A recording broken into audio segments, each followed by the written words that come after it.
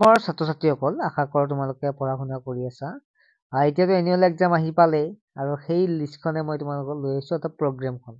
ঠিক আছে? এতিয়া কথাটো হ'ল তোমালোকৰ এই ৰুটিনখন ক্লাছ 6ৰ পৰা ক্লাছ 8লৈকে। ঠিক আছে? ক্লাছ 6ৰ পৰা ক্লাছ 8লৈকে। ভালদৰে চাবা, লাষ্টলৈ চাবা, কেতিয়া পৰীক্ষা হয় সকলো গম পাবা। ঠিক আছে? আমি যে চাওঁ তেতিয়াহ'লে 5 তাৰিখৰ পৰা তোমালোকৰ পৰীক্ষা হ'ব আৰু 7ৰ আছে ইংলিছ মৰ্ণিং চিটত আছে। য'ত 9টাৰ পৰা 12টালৈকে হ'ব আৰু যদি চাওঁ 5 তাৰিখে পিছবেলা আছে 6ৰ ইংলিছ আৰু 8ৰ ইংলিছ। ঠিক আছে? মানে 5 তাৰিখে আটাইবিলাকৰ ইংলিছ আছে ক্লাছ 7ৰ ৰাতিপুৱা আৰু পিছবেলা আছে 6 আৰু 8ৰ। ছাত্ৰ-ছাত্ৰীসকল মাজতে এটা কথা কৈ থওঁ, এটা ভাল খবৰ দিব বিচাৰোঁ। ছাত্ৰ-ছাত্ৰীসকল এতিয়া আৰু তোমালোকে এটা বস্তু চিন্তা কৰিব নালাগে। কি চিন্তা? যে তোমালোকে টিউচনৰ অৰ্থাৎ বহু ছাত্ৰ-ছাত্ৰীয়ে বিদ্যালয়ৰ পৰা আহোঁতে বহুত দেৰি হয় আৰু সোনকালে ভাত পানী নোখোৱাই আকৌ টিউচনলৈ যাব লাগে। তাৰ পৰা আহি ৰাতি পঢ়িব মন নাযায়। 12 দিনৰ মূৰে মূৰে টিউচনত ফিজ দিব লাগে। গাৰ্জেনেও পইচাৰ কাৰণে হাবাথুৰি খাব লগা হয়। কাৰণ ল'ৰা ছোৱালী নপঢ়ালে নহয়, কাৰণ টিউচনটো আজিকালি কম্পালচৰি হৈ গৈছে, অৰ্থাৎ সকলোৱে লয় যিহেতু। গতিকে সেইবিলাকৰ সমস্যাৰ সমাধান একদম টেনচন নাই আৰু চিন্তাই কৰিব নালাগে, SR এডুকেশ্যনৰ পৰা আনিছে।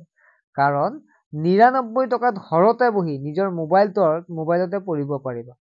ছাত্ৰ-ছাত্ৰীসকল তাৰ বাবে পেমেণ্ট কৰিব লাগিব মাত্ৰ 99 টকা। মেথছ, ছায়েন্স, ছ'চিয়েল ছায়েন্স আৰু ইংলিছ আটাইখিনি পঢ়োৱা হ'ব।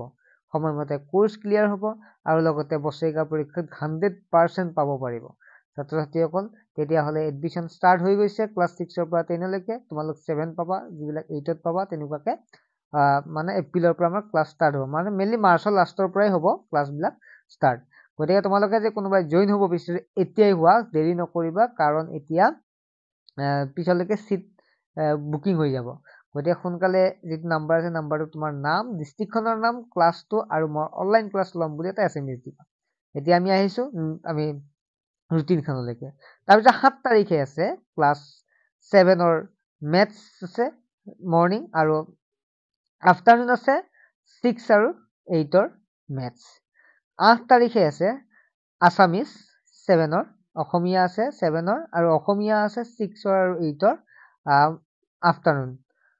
তাৰপিছত 10 তাৰিখে আছে 7ৰ জেনেৰেল ছায়েন্স আৰু 10 তাৰিখে ইভিনিং আফটাৰনুন আছে 6ৰ আৰু 8ৰ জেনেৰেল ছায়েন্স।